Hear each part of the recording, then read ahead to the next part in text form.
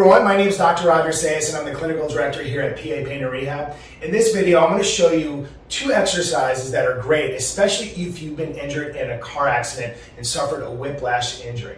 So the first exercise is this. You're going to put your hands up like this and you're going to squeeze your shoulder blades together. So you want to hold that squeeze, arms up like this, squeeze the shoulder blades together. This is going to activate the muscles in between your shoulder blades. It's going to activate the muscles that surround your scapular region and feed up into the upper trapezius muscle in here. However, if you cannot put your arms up like this and it's causing you too much pain, don't do this exercise. No stretch and no exercise should cause you pain, especially after an accident. There's a difference between that stretch and exercise feels good compared to, hey, that's causing more problems than I had before I tried it. So arms up like this, squeeze the shoulder blades together, and what you're going to do is you're going to make circles with your hands while you're squeezing your shoulder blades together. Again, this is going to activate the muscles in between your shoulder blades that are often really strained, especially after that forward and backward movement after a whiplash type of injury.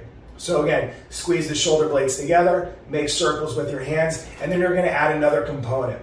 While you're squeezing and while you're making circles, you're going to go side to side.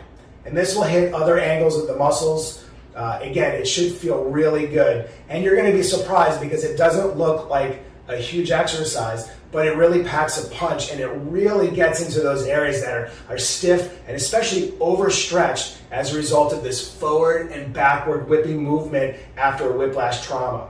So again, shoulders back, hands up, circles with the hands. Feel that in between your shoulder blades. Feel that all along this whole scapular region. Again, it should feel good. So if you're doing this exercise and it hurts and you don't understand why it hurts, seek professional advice.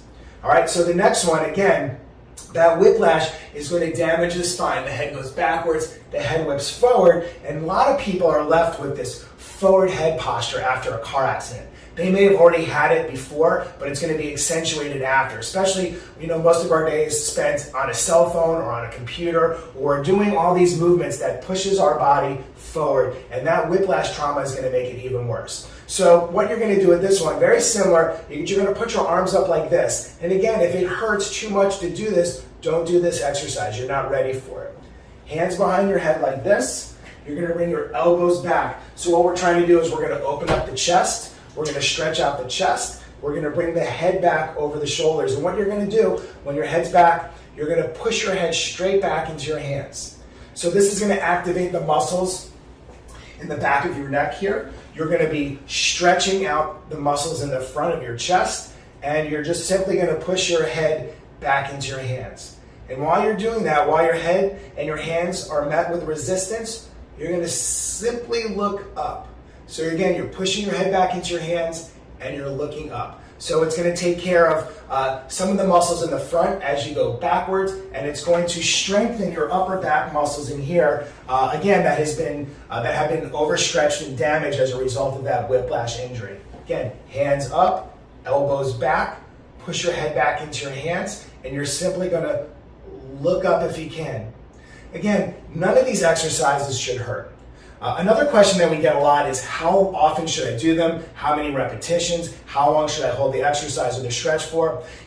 Most of the people that we encounter don't stretch at all. So starting from scratch, you can start very easily. You don't have to spend a lot of time doing these. You just have to get into the rhythm, the routine, and perhaps even the habit of doing these on a daily basis. Again, I've stated in several videos that the sooner you get your body moving after an accident, especially a whiplash trauma, like you may have experienced in a car accident, you got to get the muscles, tendons, and ligaments, especially the spine, moving as quickly as possible. So again, that first exercise I showed you, you can do that throughout the day. Take a break. You can do it on the hour. You can do it in the morning when you wake up. You can do it in the evening before you go to bed. Just set a routine. Get into that habit of doing it every day. The one that I showed you before with the hands and the circles, you can do that as long as you want. If you can do that for a minute, great. If you can do that for 2 minutes. But again, just want to get into that habit. Again, if you can only do it for 20 seconds, do it for as long as you can in the beginning and just activate those muscles and get them moving.